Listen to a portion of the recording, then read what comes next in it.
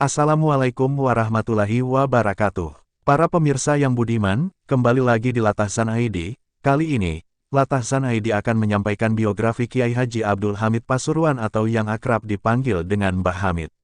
Namun, sebelum dilanjut, alangkah baiknya Anda mendukung channel ini dengan cara subscribe dan like, semoga menjadi amal jariah kalian semua. Cerita ini merujuk tulisan dilansir dari tulisan Muhammad Faisal, aktivis NU di Pasuruan. Lasem merupakan wilayah di Kabupaten Rembang, Jawa Tengah. Di Lasem cukup banyak orang dari bangsa China yang sukses berdagang. Selain itu, banyak juga dari Lasem lahir tokoh-tokoh ulama karismatik, salah satunya Kiai Haji Abdul Hamid. Kiai Haji Abdul Hamid atau lebih dikenal Mbah Hamid lahir pada tahun 1333 Hijriah, di Desa Sumbergirang, Lasem, Rembang, Jawa Tengah. Ayahnya bernama Abdullah bin Umar, seorang tokoh Islam yang rajin dan taat beragama. Sedangkan ibunya bernama Raihanah, putri dari Kiai Sidik. Berdasarkan buku Kiai Haji Hashim Asari dan Kiai Haji Abdul Hamid Bapak Nukita karangan Abdullah Sodik dan percik-percik keteladanan Kiai Haji Abdul Hamid karangan Hamid Ahmad, disebutkan nama kecil Kiai Haji Abdul Hamid adalah Abdul Muti atau dipanggil Dul. Ia adalah anak keempat dari 12 bersaudara yang dilahirkan dari rahim Nyai Raihanah. Mukti kecil bukanlah anak manis yang sehari-harinya diam di rumah, melainkan tembus sebagai anak yang lincah, ekstrovert dan nakal. Meskipun begitu, Mukti rajin membantu orang tuanya. Dalam usianya yang masih kecil, ia dididik oleh ibunya dan membiasakan salat 5 waktu berjamaah. Bahkan, saat Mukti ketinggalan salat berjamaah, ia menangis sehingga sang ibu mengulangi salatnya dan berjamaah bersamanya.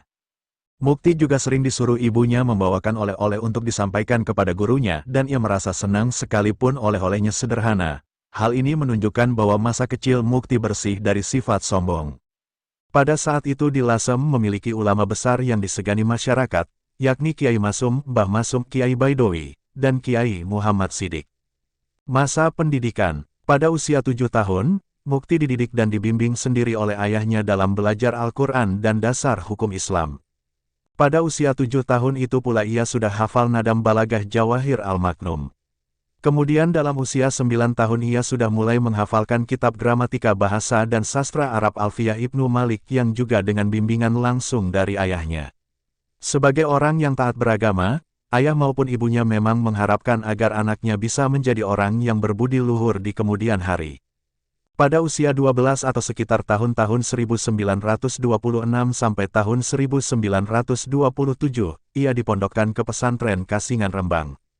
Pesantren ini diasuh oleh Kiai Haji Kholil bin Harun, mertua Kiai Haji Bisri Mustafa.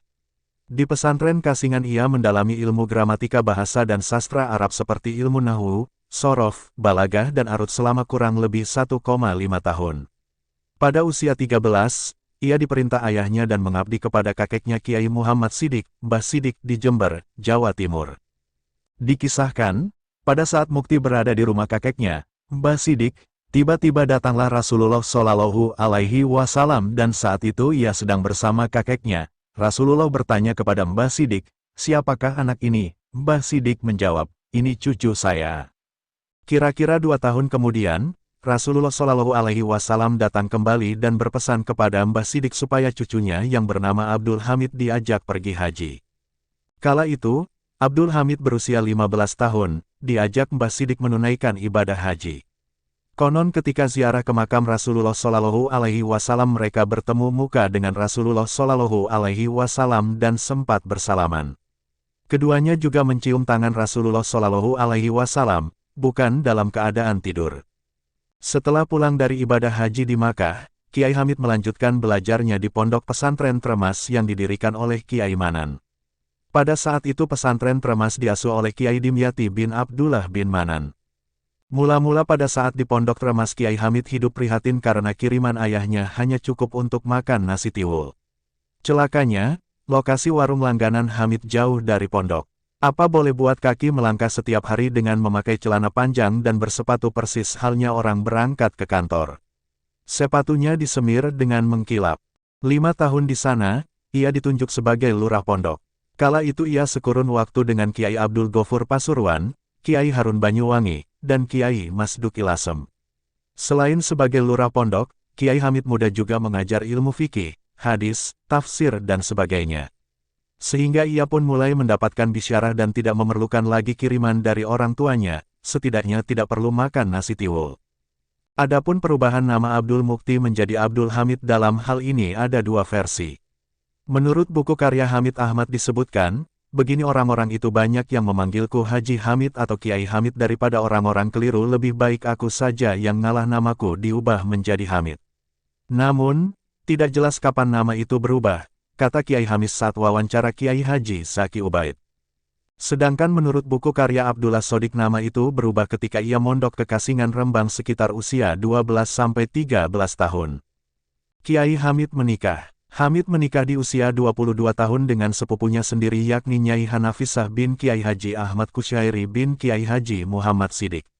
Pernikahan mereka berlangsung pada hari Kamis tanggal 12 September tahun 1940 m. Disebutkan dalam undangan akad nikah dilangsungkan di Masjid Jami Pasuruan pukul 13 waktu Indonesia Barat, kemudian dilanjutkan walimah pada pukul 14 waktu Indonesia Barat. Namun, hal ini tidak sesuai rencana karena mempelai pria terlambat datangnya. Terpaksa acara walimah dimulai saja meski tanpa kehadiran mempelai pria. Baru pada pukul 17 waktu Indonesia Barat, rombongan yang ditunggu datang juga. Akibatnya, para tamu sudah pulang dan akad nikah disaksikan oleh beberapa keluarga saja. "Kok cek telate, kok datang telat?" tanya Kiai Haji Ahmad Kusyairi kepada Mbah Masum selaku pemimpin rombongan dari Lasem. "Anu, takjak saya ajak mampir-mampir ziarah ke makam Sunan Ampel, Sunan Bonang, dan Sunan Derajat," jawab Mbah Masum. "Lah mantan pengantin kok diajak ziarah?" ujar Kiai Haji Ahmad Kusyairi. Dari perkawinan ini mereka dikaruniai 5 orang anak, yakni Muhammad Nu'man, Muhammad Nasih, Muhammad Idris, Anas, dan Zainab. 2 yang disebut terakhir meninggal sewaktu mereka masih kecil. Kiai Hamid menjalani masa-masa awal kehidupan keluarganya dengan tidak mudah. Selama beberapa tahun ia harus hidup bersama mertuanya di rumah yang jauh dari mewah. Sedangkan untuk menghidupi keluarganya, tiap hari ia mengayuh sepeda sejauh 30 km pulang pergi, sebagai belantik sepeda. Sebab, kata Kiai Eldris, pasar sepeda waktu itu ada di Desa Porong, Pasuruan, 30 km ke arah barat kota Pasuruan. Kendati demikian tidak pernah sekalipun terdengar keluhan darinya. Bahkan ia sedemikian rupa dapat menutupinya sehingga, tak ada orang lain yang mengetahui. Uwong tuwa kapan ndak digodho karo anak utawa keluarga, ndak endang munggah derajate orang tua kalau tidak pernah mendapat cobaan dari anak atau keluarga, dia tidak lekas naik derajatnya, katanya suatu kali mengenai ulas seorang anaknya yang agak merepotkan. Kesabaran Kiai Hamid juga diterapkan dalam mendidik anak-anaknya. Menurut Kiai Idris, mereka tidak pernah mendapat marah, apalagi pukulan dari ayahnya. Ayahnya lebih banyak memberikan pendidikan lewat keteladanan. Nasihat sangat jarang diberikan. Akan tetapi, untuk hal-hal yang sangat prinsip, salat misalnya, Kiai Hamid sangat tegas. Setelah beberapa bulan setelah menikah, Kiai Hamid diperintah oleh Kiai Haji Ahmad Kusyairi menggantikan kedudukannya sebagai pengasuh pondok pesantren Salafiyah. Sedangkan Kiai Haji Ahmad Kusyairi pindah ke Glenmore Banyuwangi, mengajar dan mendirikan pesantren sendiri. Kiai Hamid memang sosok yang rajin belajar. Ia sering membeli kitab untuk dipelajari sendiri. Bahkan, setelah berkeluarga di Pasuruan, ia masih mengaji kepada Habib Ja'far bin Syichan Assegaf, seorang tokoh ulama yang sudah terkenal waliullah. Menurut beberapa riwayat, sewaktu berada di Pasuruan Kiai Hamid mempunyai rutinan yakni setiap sore menghadiri pertemuan pengajian dengan metode muzakarah yang diselenggarakan oleh Habib Ja'far bin Syichan pukul 16.30 sampai 19.30 WIB. Dalam pengajian tersebut dihadiri oleh para ulama yang spesifik membahas diniyah ini, dipergunakan kitab Ihya Ulumuddin karya Imam Ghazali. Dalam hal ini Kiai Hamid sering ditunjuk oleh Habib Ja'far sebagai juru bicara untuk menyampaikan kesimpulan aplikasi masalah dari beberapa poin kalimat. Berkat kumpul dengan para ulama terutama Habib Ja'far kewalian Kiai Hamid mulai tampak, meskipun sebelum bertemu Habib Ja'far kewalian Kiai Hamid. Dilansir dari tulisan Muhammad Faisal, aktivis NU di Pasuruan, bahwasannya Kiai Haji Abdul Hamid pergi ke Baghdad setiap tahun. Bermula dari kisah yang dialami langsung oleh Kiai Masyudi, Sanan Kulon, Blitar, yang diceritakan sekitar tahun 2007 hingga 2008 sebelum wafat. Sebelumnya kisah ini tidak pernah diceritakan ke siapapun, hal itu atas permintaan Kiai Hamid sendiri ketika masih hidup. Alkisah, di awal tahun 80-an Kiai Masyudi melaksanakan ibadah haji, pada saat salat Jumat di Masjidil Haram. Tanpa sengaja berkenalan dengan seorang syekh dari Baghdad yang bernama Syekh Hasan.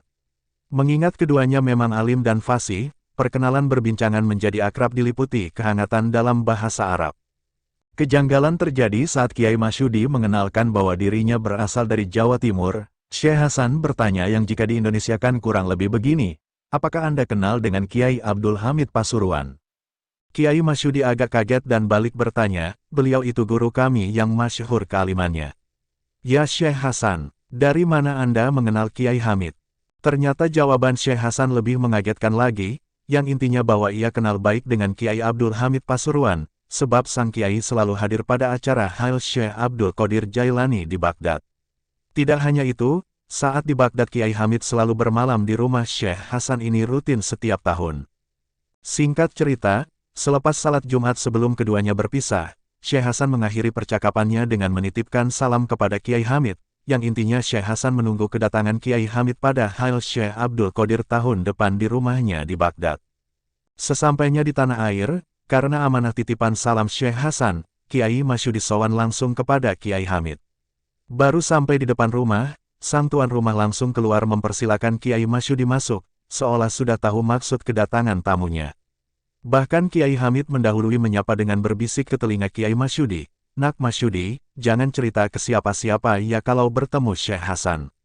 Salam sudah saya terima, mohon jangan cerita siapa-siapa."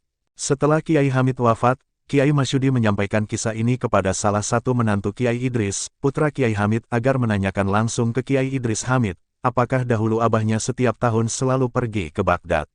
Namun putra Kiai Hamid itu menjelaskan, bahwa abahnya belum pernah pergi jauh kemana-mana, kecuali pada saat melaksanakan haji. Subhanallah, karamahnya para wali. Memang, dalam buku Ziarah Wali Kiai Hamid Pasuruan dan Tradisi Islam Nusantara karangan Dr. Badrudin M.H. diceritakan karamah Mbah Hamid warusak durunge winarah tahu sebelum kejadian. Diceritkan, suatu ketika ada seorang tamu dari luar kota sowan kepada Kiai Hamid. Seperti biasa para tamu memberikan amplop atau uang kepada Kiai Hamid sebagai bentuk penghormatan atau dikenal dengan istilah salam templek. Orang yang sowan ingin memberikan uang sebesar Rp10.000 kepada Kiai Hamid. Namun, karena terburu-buru, dia belum sempat menukarkan uang sehingga masuk ke dalam Kiai Hamid dia mempunyai selembar uang Rp10.000. Rencananya uang Rp10.000 diberikan kepada Kiai Hamid dan sisanya dibuat ongkos pulang ke daerahnya. Dia mencoba menukarkan uang kepada para tamu di sampingnya, tetapi para tamu tidak ada yang mempunyai uang pecahan Rp10.000. Tiba-tiba Kiai Hamid keluar untuk menemui para tamu, termasuk orang tadi. Semua tamu bergegas sowan dan duduk di depan Kiai Hamid. Setelah selesai semua tamu berpamitan kepada Kiai Hamid, termasuk orang itu. Mungkin karena orang itu gugup selembar uang Rp20.000 langsung diberikan kepada Kiai Hamid. Sebelum orang itu berpaling Kiai Hamid merogoh sakunya, lalu mengatakan kepada orang tersebut, ini kembaliannya Rp10.000. Orang tersebut pun langsung bengong. Umat menangis. Dalam buku Percik-Percik Kiai Haji Abdul Hamid karangan Hamid Ahmad, juga disebutkan Mbah Hamid wafat pada hari Sabtu tanggal 25 Desember tahun 1982 Masehi tepat pada pukul 3 waktu Indonesia Barat atau dini hari. Ia mengembuskan napas terakhirnya pada usia 70 tahun dalam hitungan Hijriah. Seorang tokoh besar, tokoh panutan meninggalkan umatnya. Innalillahi wa inna ilaihi rajiun. Kabar pun segera menyebar lewat radio, dari mulut ke mulut, dan dari telepon ke telepon. Kala itu umat datang berbondong-bondong untuk melayat ke rumah duka sejak pagi. Mereka berasal dari berbagai penjuru. Umumnya seperti tidak percaya Kiai Hamid wafat. Melihat banyaknya pelayat keluarga tidak mau mengambil risiko, khawatir keranda rusak karena bakal jadi rebutan pelayat. Menjelang asyar keranda dibawa ke masjid. Keranda itu berjalan dari satu tangan ke tangan yang lainnya karena saking padatnya pelayat, sehingga tidak bisa berjalan. Terjadilah tarik-menarik keranda yang hendak keluar lewat gerbang barat atau timur. Konon, dari rumah ke masjid dibutuhkan waktu hingga 2 jam. Dilaporkan jamaah yang menyalati melebar tidak hanya sampai masjid dan alun-alun, tetapi terus ke timur hingga perempatan PLN sekitar 100 meter dan memenuhi Jalan Niaga hingga ke ujung utara dan ruas-ruas Jalan Nusantara sepanjang 1 kilometer. Kiai Haji Ali Masum bertindak sebagai imam salat. Setelah salat asar, Kiai Hamid disemayamkan di kompleks makam sebelah barat Masjid Jami Al-Anwar Pasuruan. Posisi makamnya di antara makam Habib Jafar bin Syican Assegaf Guru, Kiai Haji Ahmad Kusyairi, mertua, dan Kiai Haji Ahmad Sahal ipar. Dalam buku Ziarah Wali Kiai Hamid Pasuruan dan Tradisi Islam Nusantara karangan Dr. Badrudin M.Hai disebutkan bahwasanya keberadaan makam Kiai Hamid membawa berkah terhadap kemakmuran masjid dan pedagang di sekitar makam. Setiap hari makam Kiai Hamid tidak pernah sepi dari peziarah lokal atau luar kota. Pada umumnya para peziarah Wali Songo Jawa Timur, Jawa Tengah, dan Jawa Barat tidak pernah melewatkan kesempatan untuk ziarah ke makam Kiai Haji Abdul Hamid. Tidak cuma itu, semenjak ada makam Kiai Haji Abdul Hamid, setiap malam Jumat Legi kawasan sekitar masjid dan alun-alun kota Pasuruan menjadi ramai. Selain dikenal sebagai seorang ulama, Mbah Hamid juga dikenal sebagai seorang waliullah yang mempunyai karomah. Adapun karomah Mbah Hamid sebagai berikut. 1. Wujudnya bisa menyerupai di tempat lain. Karomah pertama Mbah Hamid yang dipercaya masyarakat adalah bisa berada di tempat lain dengan wujud serupa. Menurut cerita, kejadian ini pernah didapati oleh Habib Bakir Mauladawilah. Pada suatu kesempatan datanglah Habib Bakir menemui Kiai Abdul Hamid Pasuruan. Ketika itu di tempat Kiai Haji Abdul Hamid banyak sekali orang yang datang untuk meminta doa atau keperluannya yang lain. Namun ternyata, setelah dicari tahu dengan ilmu kebatinan, Habib Bakir terkejut. Pasalnya, Mbah Hamid saat itu tengah berada di tanah suci Makkah. 2. Bisa membaca keinginan seseorang. Said Ahmad, salah satu santri Mbah Hamid saat itu mulanya ingin menguji kewalian sang kiai. Ia ingin tahu apakah benar sang kiai bisa mengetahui apa yang diinginkan orang lain. Kala itu, usai salat Isya, berjamaah Said Ahmad menunggu jamaah pulang semua. Ia memantau sekitaran rumah Kiai Hamid. Tak lama, lampu teras rumah Kiai Hamid pun sudah dipadamkan. Mengetahui hal itu, Said Ahmad berpikir sang kiai ternyata tidak mengetahui keinginannya untuk ditawari makan oleh kiai. Setelah itu, Said Ahmad bergegas meninggalkan masjid. Namun tiba-tiba, dari rumah Kiai Hamid ada yang melambaikan tangan kepadanya. Dengan langkah ragu, Said Ahmad mendekatinya. Ternyata tuan rumah sendiri yang memanggilnya. "Makan di sini ya," kata Kiai Hamid sambil senyum. Dia pun diajak masuk ke ruang tengah. Di sana hidangan sudah tersaji. "Maaf, lauknya seadanya," kata Kiai santai. "Sampeyan tidak bilang-bilang, sih." Said tersindir, dan sejak itu dia percaya, Kiai Hamid adalah wali. 3. Tiap tahun pergi ke Baghdad tanpa diketahui orang. Selain dua di atas, ada karomah lain yang tak kalah familiar didengar masyarakat luas. Yakni, konon tiap tahun Mbah Hamid pergi ke Baghdad tanpa diketahui orang-orang di sekitarnya. Kisah ini bermula dari kejadian yang dialami langsung oleh Kiai Masyudi, Sanan Kulon, Blitar. Ia menceritakannya sekitar tahun 2007-an sebelum wafat. Selain ketiga karomah di atas, tentu masih banyak karomah lain yang dimiliki Kiai Hamid Pasuruan. Saking mulianya, tak heran jika hal di setiap tahunnya dibanjiri peziarah dari berbagai penjuru. 4. Menyaksikan Masjidil Haram. Karomah Kiai Haji Abdul Hamid juga pernah ditunjukkan kepada seorang Habib sepuh yang datang kepadanya. Ia bertanya kemana sang Kiai pergi ketika digantikan oleh sesosok gaib yang menyerupainya. Mbah Hamid tidak menjawab, tetapi langsung memegang Habib tua itu. Seketika itu kagetlah ia, melihat suasana di sekitar mereka berubah menjadi bangunan masjid yang sangat megah. Subhanallah, ternyata Habib sepuh tadi dibawa Mbah Hamid mendatangi Masjidil Haram. 5. Berbicara dengan Nabi Khidir. Berikut ini cerita Kiai Haji Muhammad Yunus atau Mbah Yunus dari Tulungagung. Kata dia, suatu ketika Mbah Hamid berkata bahwa Nabi Khidir akan datang di kediamannya besok pagi hingga waktu zuhur. Pada saat itu kebetulan Mbah Yunus sedang berada di kediaman Mbah Hamid. Keesokan harinya orang-orang pun datang, ingin jumpa Khidir. Bahkan menurut Mbah Yunus ada beberapa Habib dengan berpakaian jubah lengkap dengan surbannya juga hadir di situ ingin bertemu Nabi Khidir. Ketika orang-orang berkumpul, Kiai Yunus dipanggil oleh Mbah Hamid dan diminta agar mendekat. Beberapa saat kemudian datanglah seorang pemuda mengenakan pakaian yang sedang ngetren waktu itu. Orang-orang yang hadir tidak begitu memperdulikan pemuda yang pakaiannya berbeda dengan mereka. Ketika bertemu Mbah Hamid, pemuda itu langsung bersalaman dan mencoba mencium tangannya.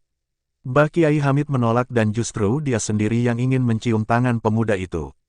Pemuda itu menolak. Kiai Yunus yang menyaksikan adegan tersebut, kemudian diberitahu oleh Mbah Hamid bahwa pemuda itu adalah Nabi Khidir. Lalu sang pemuda berganti pakaian dengan pakaian yang sudah kotor. Ia membersihkan selokan di sekitar kediaman Mbah Hamid sampai waktu zuhur. Kemudian pergi. Seusai salat zuhur, salah seorang yang hadir bertanya kepada Mbah Hamid kapan Nabi Khidir akan datang. Mbah Hamid menjawab bahwa orang yang membersihkan selokan tadi adalah Nabi Khidir. Sekian karomah di atas. Mbah Hamid juga pernah membongkar kewalian seseorang, adapun 7 kiai yang kewaliannya dibongkar Kiai Hamid Pasuruan adalah 1. Kiai Haji Maimoen Zubair, Sarang, Rembang. Kiai Haji Maimoen Zubair adalah pendiri Pondok Pesantren Al-Anwar, Rembang.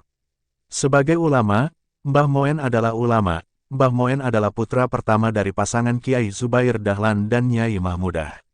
Mbah Moen dilahirkan di Karangmangu Sarang hari Kamis Legi bulan Sya'ban tahun 1347 H atau 1348 H atau tanggal 28 Oktober tahun 1928 dan meninggal dunia di Mekah tanggal 6 Agustus tahun 2019. Banyak yang menyatakan Mbah Moen adalah wali, tapi yang menarik adalah pengakuan Kiai Hamid tentang kewalian Mbah Moen. Ketika Mbah Moen muda pulang kembali dari belajar di Mekah sekitar 1950, para Kiai Hos yang sedang berkumpul di rumah Kiai Ma Sum sibuk memuji kehebatan Gus Moen. Hingga Mbah Hamid yang hadir merangkum pujian kepada Gus Moen. Berikut pujian itu, Gus Moen adalah seorang yang cerdas, alim, solih, ahli tafsir, ahli hadis, ahli fikih, seorang sufi, dan seorang wali dari wali-wali Allah. Mendengar pengakuan tersebut, tokoh yang hadir terkejut karena Gus Moen baru berusia 22 tahun. Pada kesempatan lain, Kiai Hamid juga menegaskan kewalian Mbah Moen. Seorang politikus datang ke Kiai Hamid memohon doa dan solusi di Pasuruan. Politikus muda itu kemudian disergap dengan pernyataan, "Ngapain kamu kesini? Sana ke Kiai Moen, wali muda." Demikian pengakuan Kiai Hamid terhadap kewalian Mbah Moen. 2. Kiai Haji Ma Sum Mahfudi, Karanggawang, Demak. Kiai Haji Ma Sum Mahfudi yang akrab disapa Mbah Ma Sum adalah pendiri Ponpes Fathul Huda. Mbah Ma Sum lahir di Karanggawang, 5 Ramadan 1347 Hijriah atau tanggal 15 Februari tahun 1929 Masehi. Beliau adalah mursid Thariqah Qadiriyah wa Naqsabandiyah dan Mujiz Dalailul Khoirot. Kiai yang selama hidupnya menjalani riyado puasa meninggal dunia, Senin 24 Rajab 1426 Hijriah bertepatan tanggal 29 Agustus tahun 2005. Banyak yang menyatakan Mbah Ma Sum adalah wali karena kemanjuran doanya. Kewaliannya juga pernah dibongkar oleh Kiai Hamid Pasuruan dan disaksikan oleh Kiai Yasin Masyadi, pengasuh Ponpes Al-Huda Wassalam Demak. Suatu saat pada 1970-an, Kiai Yasin muda sowan ke kediaman Kiai Hamid di Pasuruan. Mengetahui sang tamu dari Demak, Kiai Hamid menceritakan bahwa di Demak juga ada seorang waliullah. Karena penasaran, Kiai Yasin mendengarkan ucapan Kiai Hamid secara seksama apa yang didawuhkan Kiai Hamid.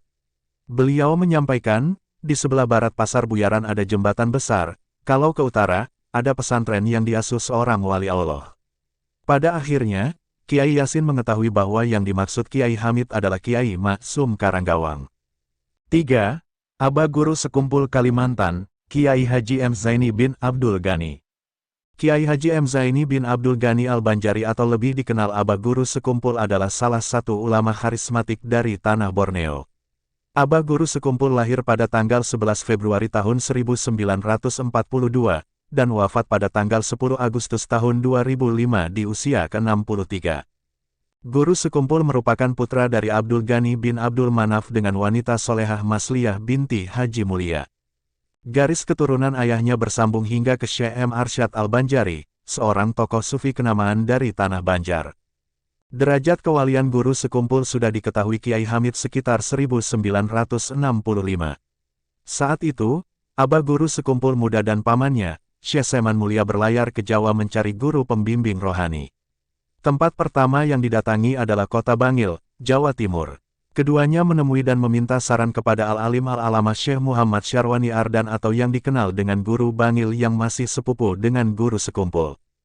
Setelah bertemu dan menyampaikan maksud kedatangan tersebut, Guru Bangil kemudian memutuskan untuk mengajak sowan ke kediaman Kiai Hamid Pasuruan malam itu juga. Usul ini disetujui guru sekumpul dan pamannya. Menggunakan mobil lewat tengah malam baru sampai ke Pasuruan, mobil langsung menuju rumah Kiai Hamid. Meski waktu dini hari, ternyata Kiai Hamid masih belum tidur dan sedang menerima tamu. Saat itu masih cukup banyak tamu sehingga Guru Bangil dan rombongan duduk cukup jauh dari Kiai Hamid. Rombongan disuguhi minuman. Usai minum, Kiai Hamid berdoa. Kiai Hamid kemudian berdoa. Selesai berdoa, Kiai Hamid lalu berdiri dan tiba-tiba mendekati guru sekumpul dan menepuk-nepuk bahu beliau sambil berucap, "Gubernur Kalimantan, Gubernur Kalimantan." Ucapan tersebut mengisyaratkan kedudukan guru sekumpul sebagai seorang wali agung yang datang dari Kalimantan, suatu penghormatan luar biasa dari seorang wali kepada wali lainnya. 4. Kiai Muhsin Bululawang Malang. Kiai Muhsin adalah salah satu wali Allah yang menyembunyikan derajat kewaliannya. Kewalian beliau terbongkar berawal dari keinginan warga Bululawang Malang untuk mendirikan masjid. Sebelum dilaksanakan, mereka terlebih dahulu sowan ke Kiai Hamid Pasuruan. Namun Kiai Hamid menjawab, "Insya Allah, tapi di sana itu sudah ada wali besar, Anda datang kepada beliau saja daripada jauh-jauh ke sini." "Siapa wali agung itu, Kiai?" "Namanya Kiai Muhsin. Silakan dicari nanti, kalau sudah ketemu orangnya bilang saja Kiai Hamid yang menyuruhnya untuk berdoa sekalian tentukan arah kiblat." Begitu mendengar penjelasan Kiai Hamid ini, para tokoh warga kemudian meminta izin undur diri. Dengan rasa penuh penasaran, para warga kemudian berbagi tugas untuk mencari Kiai Muhsin di daerah Bululawang. Warga berhari-hari mencari informasi tentang Kiai Muhsin hingga akhirnya ada salah satu warga yang menemukan keberadaannya. Anehnya yang ditemui adalah seorang penjual tempe yang bernama Muksim. Singkat cerita, akhirnya tokoh warga itu mendatangi sosok Kiai Muhsin yang sedang berjualan tempe. Ketika dipanggil dengan sebutan Kiai, penjual tempe tersebut merasa tidak berkenan. "Jangan panggil saya Kiai, saya ini penjual tempe," jawabnya. Utusan warga tetap meminta doa Kiai Muhsin sekaligus menentukan arah kiblat atas masjid yang dibangun warga. "Saya sudah menjelaskan bahwa saya ini bukan Kiai. Saya hanya penjual tempe, kok malah diminta doa," jawab Kiai Muhsin. "Kiai Hamid Pasuruan yang minta panjenengan berdoa," kata warga sambil menjelaskan sudah sowan ke Kiai Hamid Pasuruan. Kiai Muhsin penuh kaget mendengar itu, hingga akhirnya menuruti permintaan warga Bululawang tersebut.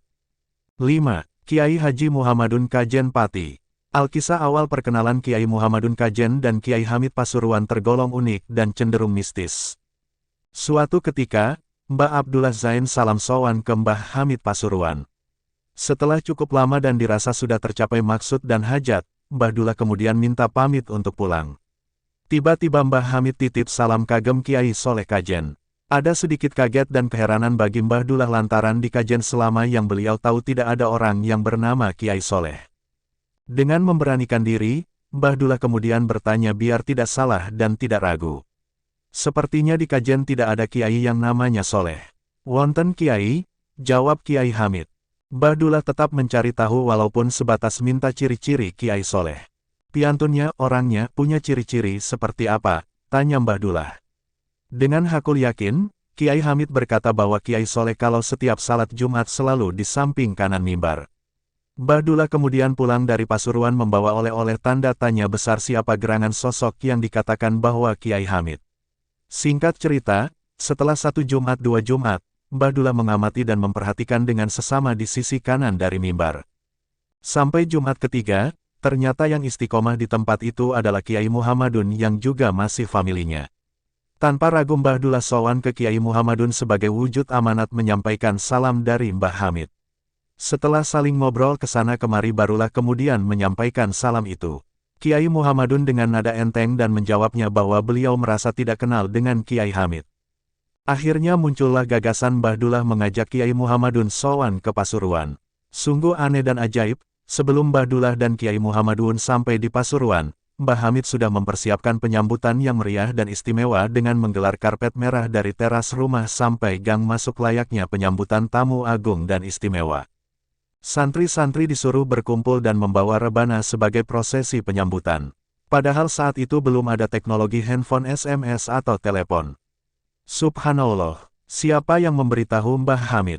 Ketika Kiai Muhammadun sudah memasuki gang kompleks pesantren, Mbah Hamid sudah berdiri dengan muka ceria dan berseri-seri sambil tak henti-hentinya mendendangkan tola Al-Badru sampai menciumi Kiai Muhammadun saking gembira dan takzim.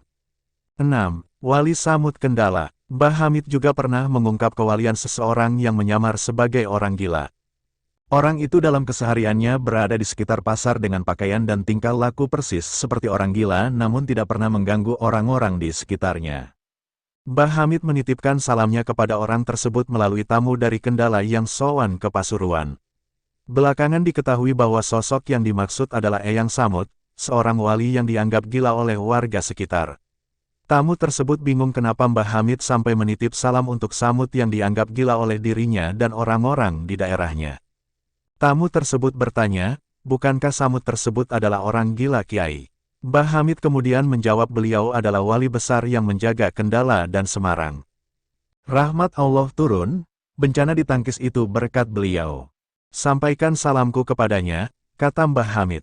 Tamu tersebut pulang ke Kendala dan menunggu keadaan pasar sepi untuk menghampiri Samud untuk menyampaikan salam dari Kiai Hamid.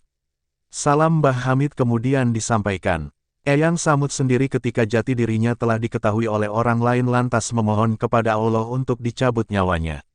Seketika itu juga Eyang Samud meninggal dunia di hadapan orang yang menyampaikan salam dari Mbah Hamid Pasuruan. 7. Guru Bangil Syekh Muhammad Syarwani Abdan. Guru Bangil lahir di Martapura tahun 1913 Masehi. Beliau adalah salah satu ulama terkemuka yang merupakan zuriat dari Syekh Muhammad Arsyad Al-Banjari dan masih sepupu guru sekumpul. Sahabat karib Kiai Hamid Pasuruan ini wafat di Bangil tanggal 11 September tahun 1989 Masehi. Suatu ketika Kiai Hamid datang ke Masjid Ampel untuk menghadiri Hail Agung Kanjeng Sunan Ampel. Beliau datang bertepatan dengan jamaah asyar di masjid tersebut. Saat itulah Kiai Hamid bertemu dengan guru Bangil. Setelah lama mengobrol kemudian Kiai Hamid mau pamit untuk pulang. Kiai Syarwani kemudian minta doa kepada Kiai Hamid dan mengatakan kepada orang yang hadir di rumah itu bahwa Kiai Hamid ini adalah seorang wali Allah. Mendengar ucapan tersebut Kiai Hamid membalas, "Yang wali itu ya yang ada di sampingku ini," sambil menunjuk ke Kiai Syarwani atau guru Bangil, jadi minta doanya sama beliau saja karena kedua ulama ini saling tawadu, kata Kiai Hamid. Akhirnya salah seorang memberanikan diri menengahi kalau begitu bergantian saja mendoakan yang ada di sini ikut mengamini saja dan akhirnya dua wali itu bersedia berdoa bergantian. Kemudian di tengah perjalanan menuju mobil Kiai Hamid memberitahukan kepada santrinya bahwa Kiai Syarwani bagaikan rumah yang pagarnya terbuka lebar. Santri bertanya, apa maksudnya Kiai? Kiai Hamid kemudian menjelaskan makam derajat guru Syarwani itu tinggi tidak mau dikenal orang. Meskipun demikian beliau siap menerima tamu kapan saja. Demikianlah 7 kiai yang telah dibongkar kewaliannya oleh Kiai Hamid Pasuruan.